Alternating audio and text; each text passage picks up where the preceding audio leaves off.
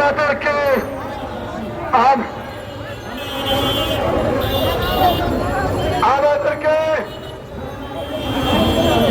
জনদুর্ভোগ তৈরি হয় এমন কোন পরিস্থিতি সৃষ্টি করতে বাধ্য করবেন না।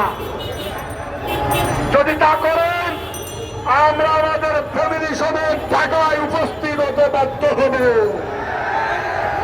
সংগ্রামী সাথী বন্ধুগণ, প্রিয় শিক্ষক ভাইরা, এই পর্যায়ে আমাদের সামনে বক্তব্য রাখেন স্বতন্ত্র ইত্যাদি মাদ্রাসা শিক্ষক ঐক্য জোটের সম্মানিত মহাসচিব আদিল সাংবাদিক নেতা জনাব মোহাম্মদ শামসুল আলম।